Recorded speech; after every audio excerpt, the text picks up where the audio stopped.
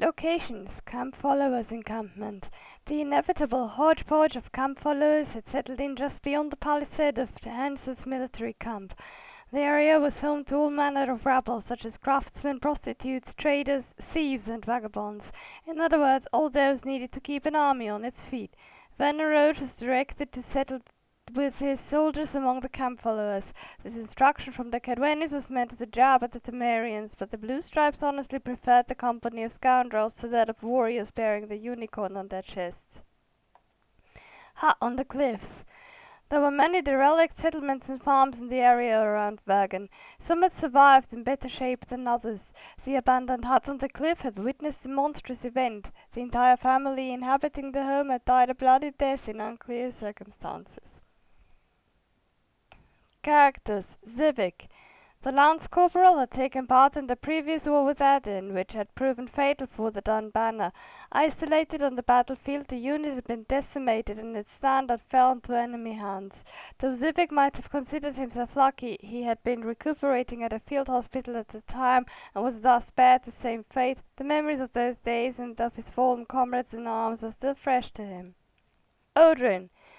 A secret, or a full mug of beer. Keeping one is easy enough. Keeping both is another matter altogether. During an alcohol-fueled conversation, the soldier provided much interesting information. Given his passion for drink, I was surprised that Odrin had managed to keep the secret for so long.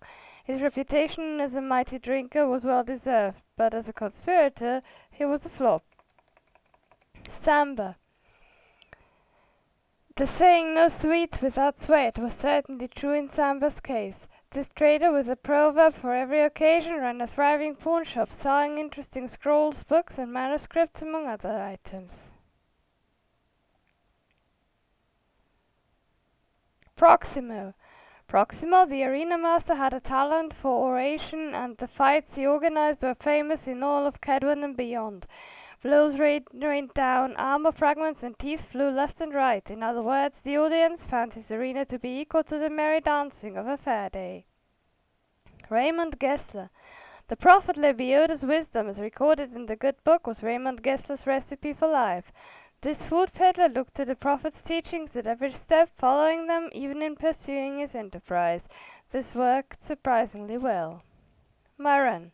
Stiff as a halberd, the apothecary Myron ran the field hospital and sold alchemical ingredients on the side.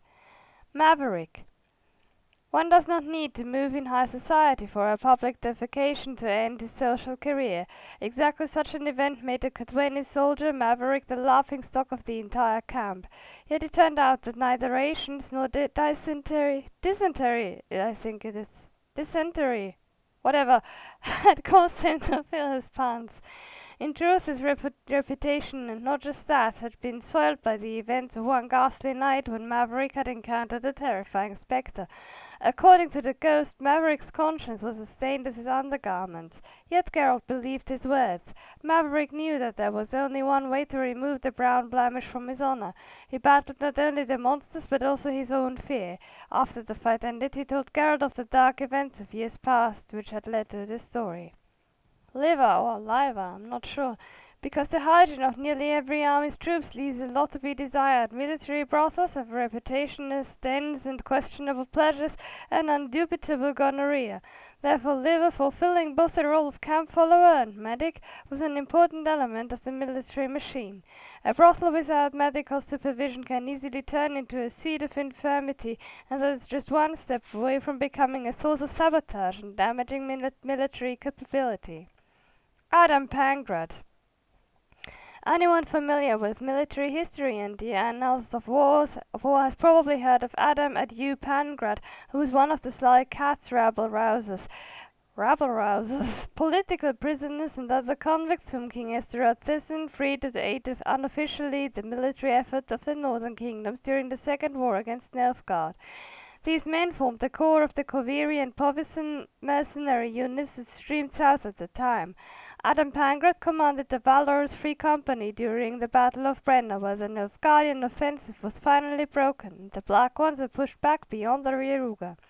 They say that Adam later wed another soldier of fortune, one Julia Abate Marco, known also as Pretty Kitty, who also rose to fame at Brenna.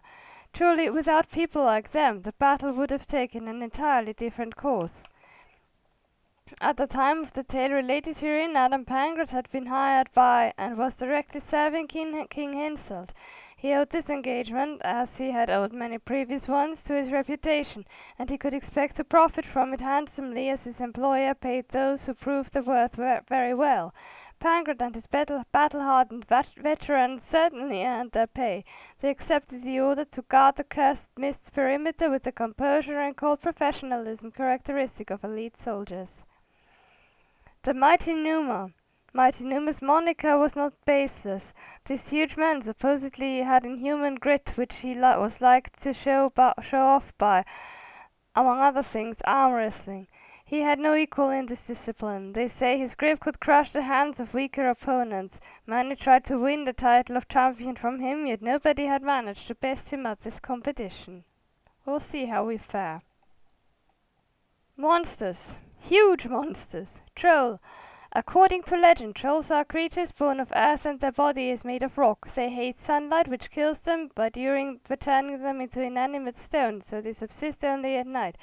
That's much for legends. And the reality? Well, as always, truth is more prosaic. Trolls are living creatures like me and you, and they prefer day to night, for they are so clumsy that they stumble on stones in the dark, spilling vodka. Their skin is indeed hard like stone, but beneath there are muscles and a heart that pumps blood, and since they bleed, they can be killed. Earth Elemental. The Earth Elemental is the younger brother of the legendary Tao, the genie capable of creating earthquakes and flattening mountains. Younger and less powerful, but also more mischievous, felling trees, crushing walls, and smashing people to pulp can be counted among this creature's pranks, but only if their master allows it, of course. Necraphages. Bullvore. The Bullvore can be compared to a heap of muscles constrained by a sack of hard, elastic skin. Its head is that of a buffalo's, yet its mouth is filled with sharp teeth adapted to rending flesh.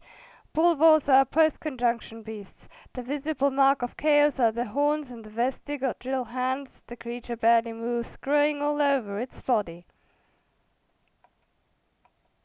Others. Gargoyle.